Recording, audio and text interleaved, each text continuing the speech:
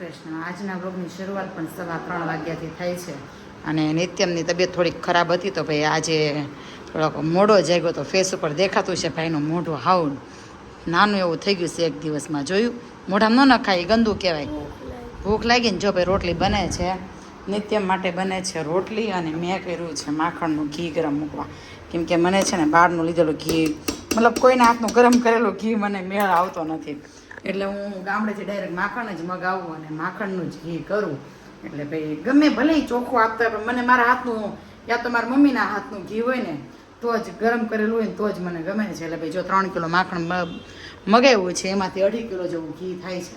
એટલે ભાઈ હું મોસ્ટલી છે ને ઘી માખણ ગરમ કરીને જ બનાવું છું અને નિત્યમ માટે રોટલી બનાવું છું. નિત્યમને આજે શાક નથી ખાવું તો એની માટે બનાવી છે રોટલી અને એને ખાવું છે ભૂંગળું, ગોળનું ભૂંગળું ખાવું છે ને નહીં. અને પછી જવાનું છે ટ્યુશન એને, તો ભાઈ ટ્યુશન માટે તૈયાર કરી દઈ અને એટલી વારમાં ઘી ગરમ થઈ જાય એટલે મસ્ત ઘી બનીને તૈયાર થઈ ગયું છે દેખાતું હોય તો. અને 2 કિલો ઉપરની બવણી છે આ છે ને, તો ભાઈ જો આટલું ઘી બન્યું છે 3 કિલો માખણ. નિત્યમભાઈ ટ્યુશનમાંથી આવી ગયા છે અને હિંચકા ખાવાનું ચાલુ કરી દીધું. ડાયરેક્ટ જો બેગે કાઢ્યું નથી અને હિંચકા ખાવા લાગી ગયો છે. અને મેઇન ઉપાધિ એને હેની છે ખબર તમને કે ભાઈ 2 હિંચકા છે ને, આ જે હિંચકો છે ને એવી રીતે 2 હિંચકા ઉપર જ હતા. આ હિંચકો મેં એને નીચે ઉતારી દીધો તો હવે એને પેલો હિંચકો નીચે ઉતારવો છે. પણ એ હિંચકો એને શું કામ નીચે ઉતારવો છે હિંચકો? હવે તું કહી દે ચાલ. કોની માટે? દોસ્તાર હાટું. હજી દોસ્તારને આવવાના કંઈ ઠેકાણા નથી પણ દોસ્તારની વ્યવસ્થા પહેલેથી કરે છે એમ. એટલે પહેલાં તો કેટલી વાર કીધું મને ઉતાર દે એમ. મને એમ કે 2 હિંચકામાં નીચે કૂવું છે. પછી મને મેં કોની માટે કહીશ કે તો મને કે જશ માટે એમ. કે ભાઈ જો દોસ્તાર માટેની સુવિધા અગાઉથી કરી લઈને એને જ દોસ્તાર કહેવાય. ભાઈ આવી ગયા છે. તું ધોઈને કામ તારા કપડાં ને તું આમ જોતો ખરા એલા ભાઈ તું ન્યા નહીં ચોકડીમાં. જો નિત્યમ નીચેથી રમીને આવ્યો ને પેલા એકવાર એના પગ ને એના કપડા ને એ ભગવાનનો દોરો છે નાઈ ધોઈને પછી બાંધવાનો છે. નિતેશ ગયા તા ધલુડી હનુમાન દાદાના મંદિરે. જો ભાઈ ત્યાંથી પપ્પા ગયા તા ધલુડી ગયા તા ને તો ત્યાંથી હનુમાન દાદાનો દોરો લેવા. જો પપ્પાએ મને બાંધી દીધો અને તારી હાથો રાખ્યો. તારે નાઈ ધોઈને બાંધવાનો. નીચે રમવા ગયો તો ને તો હાથ પગ જો તારે કેટલા ગંદા છે. એટલે જા મારો દીકરો જા, પેલા મસ્ત પગ ને એવું ધોઈ નાખ, મોઢું ધોઈ નાખ અને પછી આરતી કરીને તે આરતીનો ધૂપ દઈને બાંધી દે. ફોટો આવે ભગવાનનો ત્યાંથી લીધો ને એટલે હા હાચવવાનો ફોટો. બાંધવો છે તારે? બાંધવો છે તારે? બાંધવો છે તારે? હાલો ભાઈ નિત્યમ છે ને હમણાં ભગવાનની આરતી કરે ને તો એ નિત્યમ બાંધશે અને મેં નિતેશે જો બાંધી લીધો દોરો. પપ્પા બાજુમાં ઓફિસમાં બેઠા.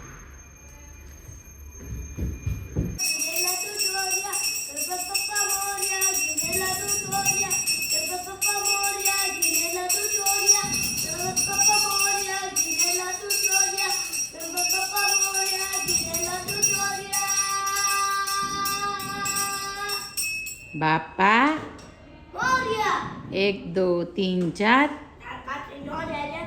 મતલબ મારો કબાટ બરોબર કરું છું. મતલબ નવા જૂના કપડાં જે છે ને વ્યવસ્થિત આડાવાળા થઈ ગયા હતા ને તો વ્યવસ્થિત કરું છું. તેમાં નિત્યમભાઈએ એનું પાત્ર ભજવ્યું. જો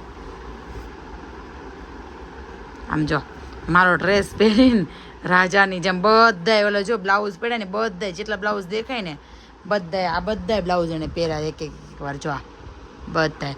અને હવે મારો ડ્રેસ હાથમાં આવી ગયો નિત્યમ બની ગયો રાજા. આમ જો તો હાલે એમ તો નીચેથી કાપી નાખીએ. તારે હાલે એવું છે? કુર્તું નહીં હાલે? હા એટલે કુર્તું તારે હાલે એવું છે? હા એ બધું ઠીક. ઓલું પહેરતું ઓલું સરસ લાગતું હતું, ઓલું લાંબુ હતું નહીં. આ પહેરતો આ જોર્યું હા પર્પલ કલરનું છે એ પહેરતો ચેન વાળું. આ કાઢ નાખ જોજો લે ફટાફટ ઉતાવળ કે ઓલું પહેર એ બહુ સરસ લાગતું હતું. હા જોઈએ તો ભાઈ નિત્યમભાઈ જાતે જ સરખું કર્યું છે એની જાતે જ અને હવે પહેરે છે. આ બહુ સરસ લાગે છે.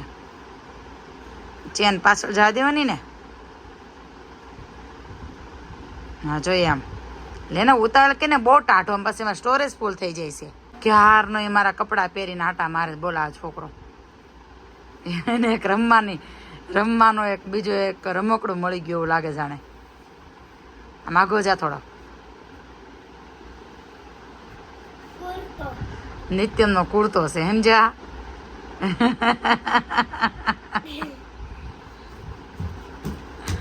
કોના લગ્નમાં જાઉં તો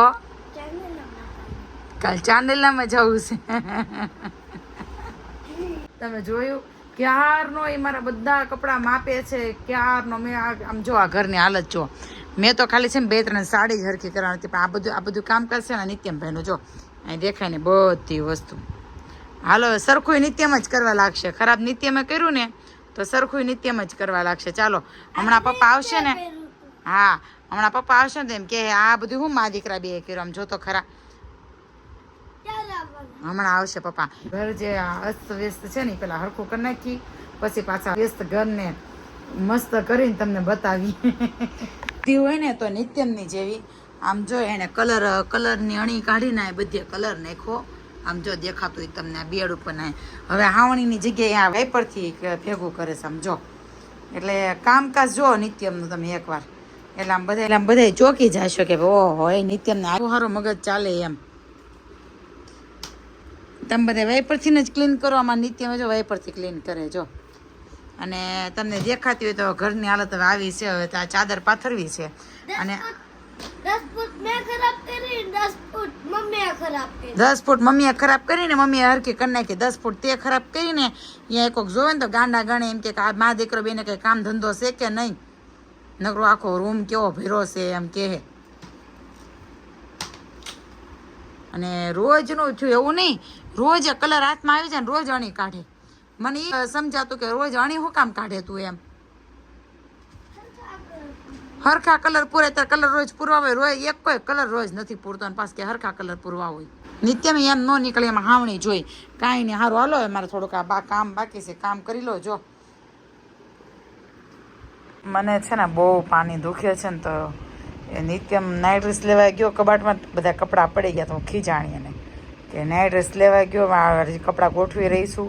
મને પાણી કેટલી દુખે છે ખબર નથી પડતી. તે મેં કપડાં બધા મૂકી દીધા ને પછી આવીને મને હું બેઠીને એટલે મને પાણી કસરવા મળ્યું. બતાવી નિત્યમ કેમ કસરે જોઈએ મારે પાણી કસરે છે.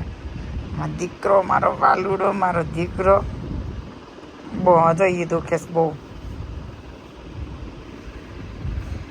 એક પગની જ દુખે છે મને બેટા. હા એક જ પગની દુખે છે. હા એક જ પગની દુખે છે.